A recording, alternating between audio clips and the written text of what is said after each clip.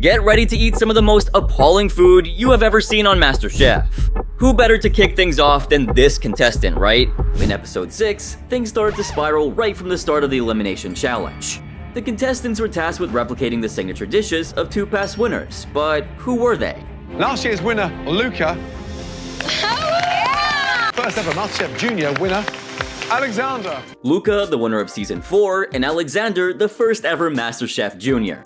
I love that show, but it's a lot harder to make fun of than the OG. Luca presented his classic veal dish. This is my pancetta wrapped veal with grana padano and sage, served with radicchio, apples, and finished with a very classic white wine sauce. While Alexander whipped up a delightful panna cotta. Passion fruit panna cotta with a juniper berry raspberry coulis, candied hazelnuts, and a lavender crumble. At just 14 years old, Alexander had made a top-tier restaurant-worthy dish. I mean, this little guy deserved every bit of the MasterChef Junior title that he earned.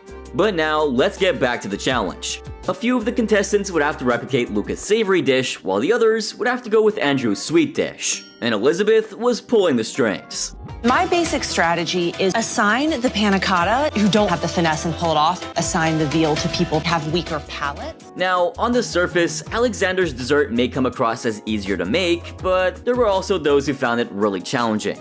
Alexander's dish, a panna cotta, cooked cream, but held together with gelatin. Very technical thing to be able to accomplish. Jamie was down to the final steps for her panna cotta, and that's when things took a turn for the worst. Somebody took a panna cotta off my tray. Jamie could not understand if someone was trying to sabotage her or if it was just a genuine mistake. What do you think? Was there a cat burglar amongst them that night? Either way, poor Jamie had no idea about what was happening. But she did end up paying the price for it. First panna cotta, it just puddles. Yup, the 2 containers of panna cotta she was left with didn't exactly meet the mark. And since she didn't even have her hands on a third, it made it all the worse. She was so devastated. There was quite frankly no hope left for Jamie, and she dreaded what was about to come. Now, when it was time for the tasting, nobody should be shocked that things didn't go in her favor. It is not set up on me. If I would have had a third one, maybe. But when Graham tasted it, despite the dish's disappointing appearance, the flavors were surprisingly on point. It's like a really good pudding, but the flavor's great. Either way, embarrassment was written all over Jamie's face. Given the situation, the only way she could stand a chance was if someone screwed up way worse than her, which at this point was remotely impossible. But look who stepped up for the tasting next. Tyler, please, let's go. 3 blindfolds, please. Chef Ramsay knew exactly what was going on, but he wanted to hear it from Tyler first. Is there anything you want to tell me about this dish? I had a, jackknife powerbomb the ramekin on the plate just to get it out of there. Wait, does this dish look familiar to you? Look, it's not exactly like 2 contestants never failed in making a given dish on the show, but to make the exact same mistakes? Now, that could only mean one thing. And Chef Ramsay was ready to expose the truth. Someone has brought us a dish that they did not cook. But Tyler tried to put an act up. He looked shocked at the allegation Chef Ramsay was making. What do you mean, Chef? Stay there. I mean, come on, Tyler, face it. You know exactly what he meant. But Chef Ramsay wasn't about to let the matter slide. Oh, no. Like, what he had done was seriously low. And as the famous chef started marching to the back of the kitchen, Tyler started to freak out. The tension was as real as it could get. I'm getting pretty nervous. My heart's beating as fast as it can beat. Oh my gosh, you gotta be kidding me. And then came the major reveal. Chef Ramsay headed straight to the chillers, pulled out another tray, and walked right back to the front. Now, he only had one question for Tyler, and he expected a no-nonsense answer from him. What do you see on that tray, young man? My ramekins. Your ramekins? Yes, Chef. But Tyler decided to try and worm his way out of trouble. I put my ramekins on the top shelf. I don't know if they got switched. I don't know, Chef. And the famous chef was having none of it. You didn't. They're on the bottom shelf, bottom left-hand side. You put 4 ramekins in the blast chiller. I just pulled out the same 4. With that, Ramsay went ahead and revealed what had happened. You served us Jamie's panna cotta. Oh, damn, that's more like Hell's Kitchen behavior than MasterChef. Although Chef Ramsay for some reason decided to cut him some slack, I honestly believe it was a deliberate and desperate attempt to get ahead in the game. And the only reason he got caught in the act is because he stole from one contestant who screwed up the worst that night. I think you panicked. I think you ran in there with seconds to go and grabbed somebody else's dish. Tyler was caught red-handed, and apologizing was the only way out for him. I had no clue. I apologize. The final judgment came down to what the other two judges thought about the dish. Jamie's dish to be precise. And well, Joe was pretty straightforward with his decision and refused to taste something that Tyler hadn't made. It would be disrespectful to every other contestant who played by the rules. Although Chef Ramsay believed that it was a mistake, let's not forget that rules are rules. After some deliberation, the judges were ready with their final decision. Tyler, I am so sorry, but your journey is going to end tonight. And Tyler's response? I understand your decision, and I appreciate everything you guys have allowed me to do. He bowed out of the competition, respecting the judges' decision and dropping another apology for good measure. But guess whose response totally won my heart? Jamie's. No, I'm sorry that you grabbed mine. Such a sweetheart she is, huh? Anyway, you can't deny that it was one of the most embarrassing eliminations that's ever been seen on the show. But hey, Tyler wasn't the only one Chef Ramsay taught a lesson to in his day. Now, let me walk you over to what happened in episode 1 of season 9 when contestants were fighting for their apron in the auditions. And this is when we were introduced to Mark. These people might be a little older, but they can't cook like me. My name is Mark, and I am a dishwasher. The confidence. Working as a dishwasher in his mother's restaurant in Maine, Mark was here to prove his worth. And for someone as young as him, the dude was beaming with confidence. Growing up in a restaurant at such a young age really did steep me in the culture and the respect it takes to succeed in the kitchen. But look, there is a clear difference between being confident and being overconfident, and this dude definitely didn't fall in the right category. Mark believed that he'd nail every dish in the competition, but he had no idea what was in store for him. When he was preparing his signature dish to impress the judges, Chef Ramsay happened to ask him a genuine question. Why didn't he go to culinary school? And Mark's answer kind of showcased the true extent of his arrogance. I find that I've learned enough in my own field, personally, independently, and just as well through my own experience. Yeah, this dude had no idea what it meant to be humble. I mean, I kind of sensed he was cocky from his earlier interactions, but this was on a whole new level. And Chef Ramsay's simple wow was enough to tell us exactly what he thought of the guy. But here's the thing. He wasn't just overbearing, he was deluded. I'm one of the more talented people in this room. And guess who vibed with his over-the-top confidence? Even at 19 years old, you feel you're above the class. Absolutely. Anyway, despite all the boasting, his dish was nowhere near perfect or even fairly decent. Visually, what do you think? I like how it looks. You're full of The famous chef was all set to burst his little bubble. You know and I know, but that's undercooked. His lamb was grossly undercooked, and the fact that he tried to pass it off by saying it was decent really got on Chef Ramsay's nerves. Man up a little bit. Got me? Absolutely. That must have hurt his ego real bad. But it wasn't just about the lamb. Even his cauliflower puree was more butter than cauliflower. And even for an old school chef like Chef Ramsay, it was way too much for him. And when Joe stepped up to the plate, he didn't have anything good to say either.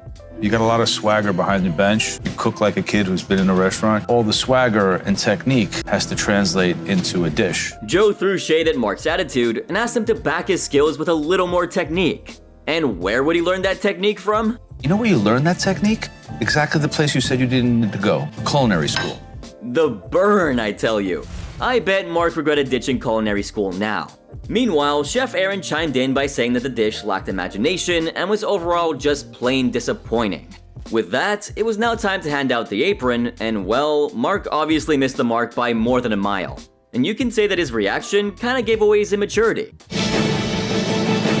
While the famous chef asked him to hone his skills and come back the next year, Joe had an entirely different suggestion. Mark, hold on a second.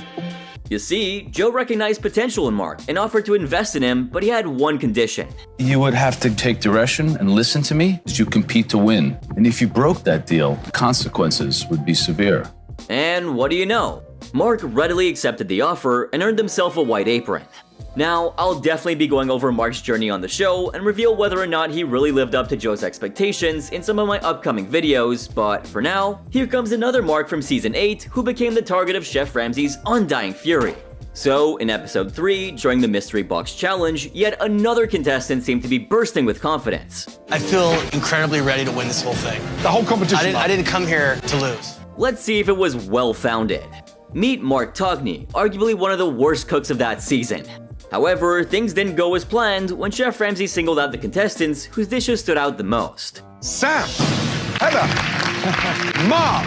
Head on up here, let's go. Mark was left speechless. His joy was through the roof. Nevertheless, Chef Ramsay then made a crazy revelation.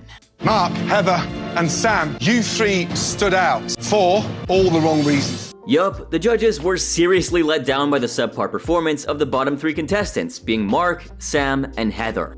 But things were about to take a turn for the worst. When it was time to taste Mark's dish, Chef Christina laid it all out by giving a brutally honest opinion. The pancake, it has problems. It's undercooked. But wait, there's more. Stuck on the plate is like the finesse isn't there. The hash brown, it almost looks like a piece of meat. Everything about the dish seemed to be way off.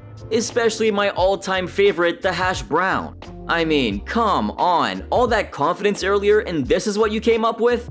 However, instead of just owning up to his mistake, Mark thought that making excuses would be the best way out. I feel like it was the fourth quarter with 2 minutes left and I ran onto the field without my helmet or my jock strap. But Chef Ramsay had little patience for excuses, especially those infused with football jargon. In fact, Chef Christina also found the dish utterly disappointing. Knowing Mike's potential, she recalled the impressive ravioli that earned him an apron. And somehow, he found it necessary to resort to dropping some convoluted football terminology in his defense. Either way, Mike eventually found himself in the elimination test. And instead of working towards regaining the judge's confidence, he decided to take his sweet time getting things done. I've been in this position in my life before. Pressure is my middle name. When Chef Christina walked over to him for an update, at first, he claimed to be working on a redo of his pancakes with chocolate chips and baked eggs on the side. But then, he said something that left her completely confused. If you don't execute the basic play first, then why you didn't try the flea flicker? Back to the football analogies. This guy was a caricature of sports, bro. I mean, can someone please remind him that he wasn't on a football field, but in the MasterChef kitchen? Because just take a look at the pace he was working at. Chef Christina was legitimately concerned for him. Looks like Mark doesn't care. I might want to switch up here. Yeah, she kinda had his attitude all figured out. But the famous chef was about to experience it firsthand. At the 10-minute mark, when Chef Ramsay decided to share a word of wisdom with Heather, Mike made a comment that pissed Chef Ramsay the hell off. You know what you could do, Heather? Just do what I do and ignore them. I mean, who does this guy think he is? The famous chef had had enough with the guy, and he decided to confront him once and for all. Is this a joke for you? No. Is this just a big show-off for your mates? No. Take it serious or take your apron off. And believe me, it wasn't a mere threat, it was an ultimatum. And with just 2 minutes left on the clock, Mark wasn't getting any more respectful. Mark, you still got 1 minute. Mark. I'm working on it. The audacity of this man surprises me even after I've watched these clips hundreds of times after putting this video together. Now, fast forward to the tasting, and Mark was so incredibly confident about his dish. But the famous chef wasn't anywhere near matching his energy. That is tough to look at. And when Chef Ramsay asked him if that was the best that he could do, guess what he had to say? Yes. I successfully completed the 28 sweep, and I think I scored a touchdown. Ebony thought he was being a douche, and you know what? I couldn't agree more. Meanwhile, the famous chef wondered if Mark really had the passion and hunger to reach the top of the competition. As for Christina, well, considering she all but babied him every step of the way, seeing him fail like this was just not fun for her. And then that bacon you put in uncooked. Why not sear the bacon off beforehand? Although she found that the pancake was cooked properly, there was a looming question that bothered her. Really just a matter of whether a chocolate chip pancake and baked eggs is worthy of this competition. With a dish like that and an attitude to match, one thing was sealed: Mark's fate in the competition. Sam and Heather, make your way to the balcony. He had it coming.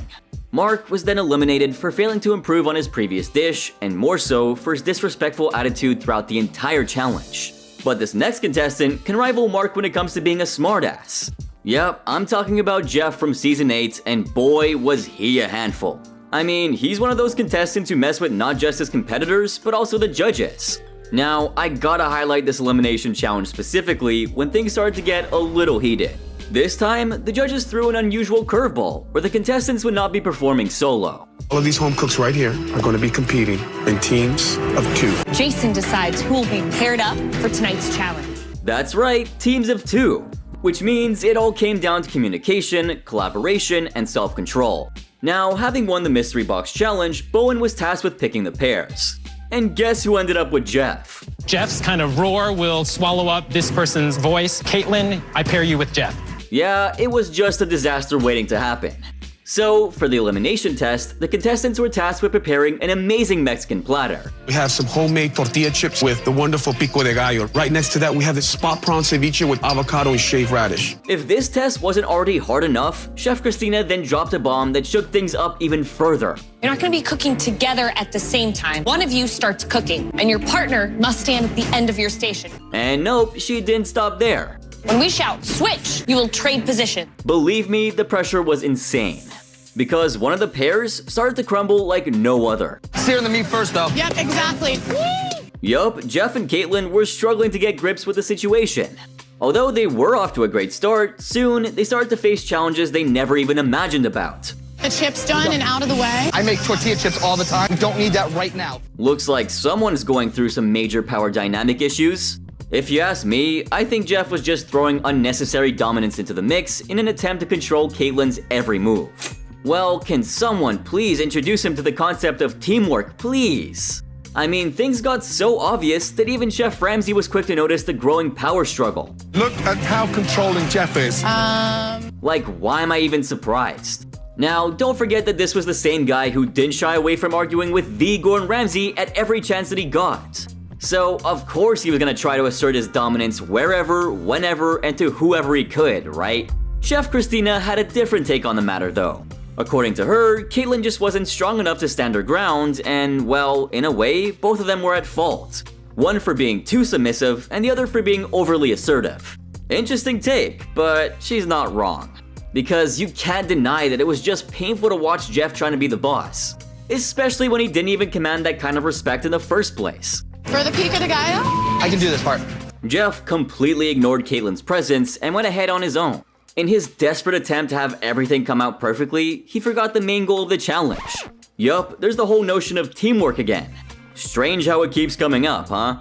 Chef Aaron even came up to their station and told Caitlin that they needed to communicate better in order to work things out.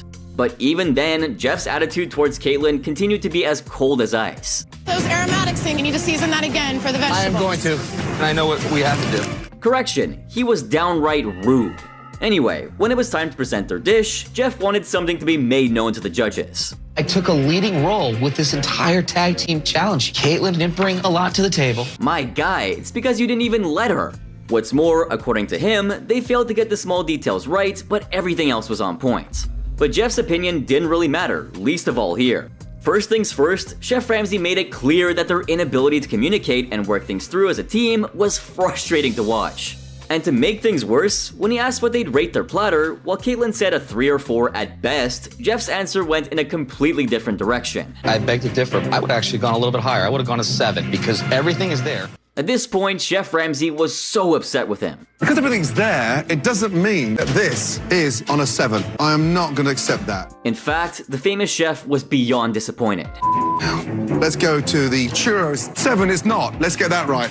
He decimated their platter, saying that the lamb looked like dog food, he wouldn't even bother looking at the tacos, and 4 of their churros would equal 1 actual churro. But that's not all. I was working as fast as I can to shred it with 2 forks and... I think that about says it all. To add insult to injury, Ramsay said that the only thing that he loved was the china that they served the food on. The one thing that they had absolutely zero part in making. Anyway, when it was time to decide who went home, the result was pretty obvious. No, it wasn't Jeff, it was Caitlin, for letting Jeff walk all over her. As Caitlin left with her head low, she brought a lesson well learned with her. In MasterChef, there was no space for contestants who can't take charge and speak up for themselves. However, this next chef truly left me wondering how he managed to get to this point. Well, if you ask me, I think Ryan Umane from Season 3 was hands down the most disliked contestant of the season. Right from his bragging and arrogance, this dude was even known to make some of the female contestants uncomfortable with his sleazy remarks. I wouldn't want to have to take orders from a guy like that. To begin with, Ryan introduced himself to the judges as the flavor elevator. He claimed that he spent thousands of dollars at fancy restaurants on the Upper East Side of Manhattan. Wondering why? Apparently, he realized that he could cook the same food at home all by himself, but better. And I could do this on my own, and not only can I do this at home, I could do it better than they're doing it. You see the cocky behavior dripping right from the get-go, don't you? Well, not just that. Ryan quite occasionally mentioned how he believed himself to be one of the best cooks among all the other home cooks from that season. But despite all that confidence, Ryan was eliminated quite early on, landing in the 14th place in the competition. Now, Ryan was a jerk pretty much throughout his entire time on the show, but if I had to pick one episode, I go with this incident in particular. I'm talking about the one where Ryan's arrogance backfired during the first mystery box challenge. So, Ryan was the first to be called to the front for the top 3 position, and this is what Ryan had to say. I'm really not surprised that my plate is one of the top dishes. These other cooks are gonna have to step up their game if they're gonna want to compete with me. Oh yeah, the dude was so sure of himself. But he should have waited a little bit before celebrating his win, because guess what happened next? You managed to cook what we think are the worst 3 dishes of this mystery box challenge. Serves him right for all his self-righteousness. Next up, in the military challenge, Ryan showed up with his holier-than-thou attitude as usual, but it didn't end there. Even though Ryan was on the winning team's side, he managed to douche it up by telling the ladies to showcase themselves a little bit more for some votes. Jeez, Ryan. Do you have any dignity in you, man? Never there was a time to flash a nip, ladies. I'm not doing Dude, that. shut up. Well, since I've already established Ryan Umane's arrogant and misogynistic side, let's take a deep dive into his self-proclaimed attitude. In episode 6, Chef Ramsay managed to get away with pulling Ryan's leg. However, his narcissistic nature simply couldn't make heads or tails of it.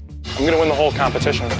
Top 10, I'm gonna win the whole thing. top 5, I'm taking home the title, Chef. top 3. I'm gonna go home with the check, the cookbook, and the title. Even though Ryan every now and then turned up to the occasion and presented a beautifully done dish, you gotta catch a glimpse of Ryan's sadistic side too. Like this moment right here. Time to throw some people under the bus here, right? Ryan had the chance to choose a protein of his choice for his fellow contestants, and would you believe it, he was so sadistic. He chose to hand Christina Ha, the home cook who was blind, a live crab to cook with. What's more, he even had this smirk plastered all the while. God. But look who won the season. Christine managed to show him his place by simply being herself, and I'm sure her win stung real bad. Yeah, it's really awesome. You knocked it out of the park, Christine. Thanks.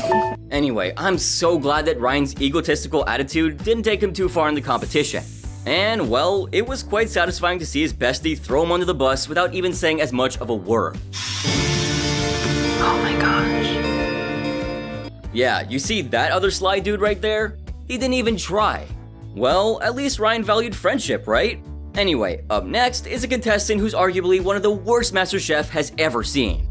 It's really not surprising that his time on the show was this short-lived. Well, I'm a powerhouse guy, so I need to start with a good breakfast in the morning. You see, Mark Tongi was very confident going into the competition because winning MasterChef has always been his dream. However, he was generally rude, had a bad attitude, and was insanely lazy. Not exactly winner material, right? To make things worse, he also made pointless and annoying football analogies that only he seemed to understand. If you don't execute the basic play first, then why you didn't try the flea flicker? Yeah, I watch a ton of football and still have no idea what this guy's going on about. Mark was very delusional about his capabilities. He thought he had all the skill, passion, talent, and resilience in the world. But one look at that guy should prove him wrong in an instant. I feel incredibly ready to win this whole thing. The craziest part was that even after being eliminated, he was still in denial about his bad performances and behaved like he had no interest in winning. Where was that dream of his now, huh? Just like our boy Ryan, Mark was a little too full of himself. I mean, just look at his pretentious reaction to getting into the top 3 in the first mystery box challenge. I feel like Aladdin on the carpet, just floating by my competitors. I'm gonna be getting the advantage. But just like what happened with Ryan, Mark Togney faced the same shame of being duped into believing that his dish was top 3 material. Oh yeah, a deception so nice they pulled it twice. All 3 of your dishes were a mess. Satisfying, right? Well, thanks to Chef Ramsay, Mark was finally given the reality check that he needed. When it was time for the feedback, the judges reviewed the bottom 3 worst dishes. And well, Mark was told that he didn't live up to the standards of the competition, nor to the standards of what he cooked for his audition. And what was Mark's reply? He made yet another football analogy, which led to Chef Ramsay rolling his eyes. And rightfully so. I mean, come on, just read the room, dude. I feel like it was the 4th quarter with 2 minutes left, and I ran onto the field without my helmet or my jock strap, and I left both my proteins on my table. Anyway, Mark safely found himself in the elimination round, where the 3 contestants got the same ingredients to cook with. And between me and you, Mark managed to butcher this as well. While Mark was busy redoing the same dish that he had messed up in the mystery box challenge, all the while moving at a snail's pace, he tried to do his very best to give off a cool, athletic vibe to impress the others. What's with all these football analogies? I was an athlete back in the day. That's how I deal with this. Keep your eye on the clock. You All right, got thanks, this. Christina. As Chef Ramsay was about to leave Heather's station at the 10-minute mark, Mark encouraged Heather to disregard the judges' recommendations. And oh boy, you have to see Chef Ramsay's reaction. The famous chef confronted him about it, all but saying that he was making a complete joke out of the competition. While Ebony accused Mark of lacking respect for the competition, Chef Ramsay went the extra mile, telling him to take things seriously or take off his apron. Take it serious or take your apron off. Even though Mark thought his dish was way better than the one that came before it, it was the last one to be called out to the front. Chef Ramsay thought that the chocolate chip pancake served with baked eggs along with bacon and cilantro of all things was an obnoxious combination for breakfast. However, when Ramsay asked Mark if he was happy with what he presented on the plate, he boastfully said that he was. According to him, he had done everything correctly and was only there to win. But no, he didn't exactly say it in those words. He had to drop yet another football analogy. I successfully completed the 28 sweep. I think I scored a touchdown. Just stop, man. Either way, that was the last of football Mark. I guess you could say he fumbled at the 5-yard line, or, well, even that's giving him too much credit. And now, it's time for the most exciting and unnerving contestant, the one Karen to rule them all. I present to you the infamous Chrissy Biasello. Now, Chrissy has proved to be the most volatile contestant to ever participate in MasterChef. No wonder Season 4 had some pretty insane ratings. I definitely want the advantage, but I definitely want to beat Natasha. See, Chrissy may not have won the season with her cooking skills, but she definitely didn't fail to serve an unpleasant air of animosity amongst her fellow home cooks. I honestly have never instantly hated someone so much. He's just an epic fail at cooking. She had one of the poorest team challenge records ever, and was a steady cook in individual tasks, despite occasional discrepancies. But her attitude was one of the worst in the history of the show. Howard, Natasha, they hate me. Are they afraid of you? I think so. I mean, what was that? Even if she initially misjudged, her large mouth and fierce, disgusting, and wait, I'm not done yet, her harsh, abrasive, and cutting temper somehow managed to turn everyone against her. I mean, just look at her flipping another home cook off. I think it's gonna be mac and cheese girl over here.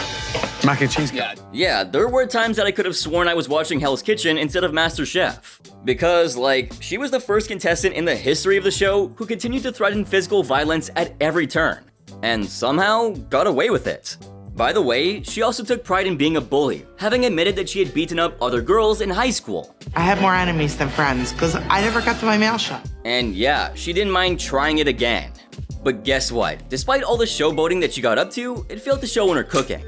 Turns out, she was one of a very small club of MasterChef contestants to not perform well in group team challenges ever. Like, take what happened in episode 5 for instance. It was the first team challenge of the season, where Jordan picked her to be in his team, the blue team. And do you know how Chrissy reacted? Well, check this out. Everybody's scared of my mouth. Everybody thinks I'm kind of like going to take over. Let's go, you son of a bitch. She was all set to kill it, but things didn't exactly go her way. Although the team challenge started off well, eventually the blue team ended up losing the challenge. Now, of course, Chrissy was pissed about it. And as usual, she didn't take any of the blame and pinned it all on Jordan's failed captaincy. Jordan frazzled everybody. It was a show, a complete show from start to finish. But this is when things got even more interesting. Before deciding on saving himself, Jordan made the decision to save Howard and James when the losing team returned for the next round. And what was Chrissy's reaction this time? She proceeded to call it a bitch move, saying that Jordan would have gotten his butt kicked in no time flat if he were in her neighborhood. Listen, honor is honor. That was a bitch move. In my neighborhood, that'd get your ass kicked. Yeah, what did I tell you? She was ready to take anyone head on. Over time, she turned into the biggest bully on the show. She refused to accept responsibility for her mistakes, held on to small grudges, and targeted other home cooks without a cause. Whispering to buddies around you is not going to help you. Have the balls to say it up here in front of me. From cornering her fellow contestants to even getting into verbal arguments with the judges themselves, Chrissy was on fire. However, this loud behavior overshadowed her culinary prowess, and this led to her eventual ejection from the competition. But that's not all. Let me give you a little sneak peek on what happened to our very own MasterChef Karen after the show. Chrissy Biasello strongly dislikes Asian food, for some reason. And well, she continues cooking and gives out private chef services along with posting recipes on her blog called Rotund Chef. And oh, by the way, Chrissy has also been banned from Twitter for posting more than a few racist comments. Somehow, I'm not surprised. But just like Chrissy, Natasha Cernyats, though a wonderful chef, managed to gain attention as one of those mean girls in season 4 of MasterChef. To begin with, Natasha, right from her audition round, came off as energetic, vivacious, and adaptable. However, her true colors of arrogance and rowdiness showed once she entered the kitchen. Keep cooking, shut your mouth. Now, let me give you a little brief breakdown of Natasha's personality throughout the season. Right from being disrespectful to her fellow contestants to being super competitive in all of her challenges, Natasha did manage to hurt a few other home cooks over the entire season. Who do you want to send home? Christy. What is gonna get her out of this competition? What is gonna be her failure point? She then grew more arrogant and started behaving spitefully, ranting, and arbitrarily attacking her rivals. And guess what was the reason behind it all? She wanted to be the center of attention. So when she didn't get it, she would act rudely and wasn't about to settle for anything less. See, Natasha was prone to underestimate her rivals, believing herself to be the best chef overall. She viewed her competitors with disdain more times than not, too. In a competition to come, I'll be able to take her out. The only saving grace was that Natasha was a fantastic and consistent cook with the maximum team and individual challenges won. However, like I said, Natasha was somewhat of a mean girl. For instance, in the elimination round, Joe appreciated Chrissy's mac and cheese dish, and this is when Natasha remarked, I can make mac and cheese too. But you have to give it to Chrissy here. She could literally sense Natasha's brewing hate towards her even though they didn't know each other at this point. She hates you. Oh, absolutely. Why would she hate you? I have no idea. You don't even know each other. Exactly. Well, this was just a small incident within the confines of the kitchen. Wait till you see the petty things that she had to say on their first outdoor cooking challenge set up in an elementary school. I was a tomboy. Bree would be like the quiet one. Eddie would be the athlete. Howard would probably be one of the cool guys. James would be kind of the oddball. And Christy would be the loudmouth. The trail of snide and hurtful remarks don't end here. In episode 7 of the season, Natasha got into a full-blown argument with Beth. So what happened is, when Beth commented on Natasha's cauliflower puree, calling it disgusting, Natasha, being her petty self, lashed out at Beth like a hurricane. And you have to see it for yourselves. That's why you will never be on my team ever. Stop. No. Seriously, you are doing nothing to help the problem. Oh boy, Chrissy was no saint, but Natasha left no stone unturned either. This is just a brief overview of how bitter and salty Natasha was. She's honestly gonna need her own video to fully do her justice. Attitude aside, maybe it was her cutthroat nature which led her to the top 2. But hey, let's be real here, she might be a hell of a winner, but she wasn't winning any hearts. Alrighty, now next in line of evil chefs, we have our very own Christian Collins.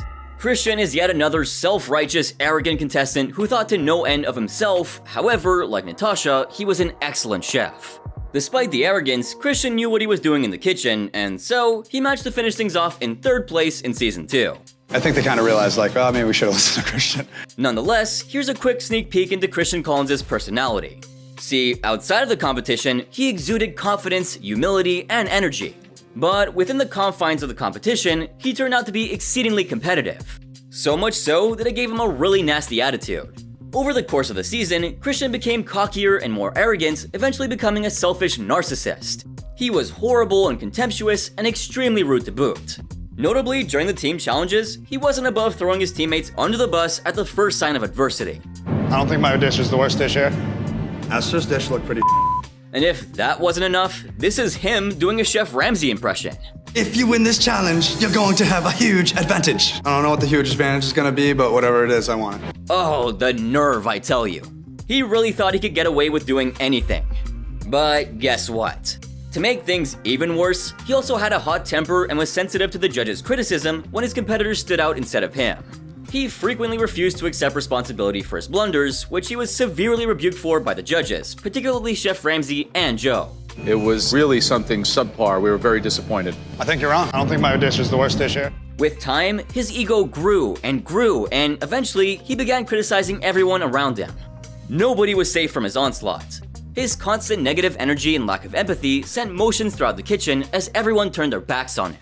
What's more, he also had fights with numerous people like Adrian, Max, Susie, and especially a longer feud with Jennifer. I told Jennifer, I think she's a bitch, and she's gonna get what she deserves. Thinks that she can cook better than me. I guess some people are just born to create chaos and negativity around themselves. And Christian Collins has got to be up there among the worst of them. So, right from throwing tantrums to being as non-cooperative as humanly possible, these were a few of my picks for the most evil contestants to have ever been on MasterChef. So, who would you add to this list? Let me know in the comments section down below. And if you enjoyed this video, make sure to visit my social media pages, drop a like, subscribe, and turn on my post notifications if you haven't already. Plus, if you thought this video was crazy, then wait till you see my next video right here, since it's even better.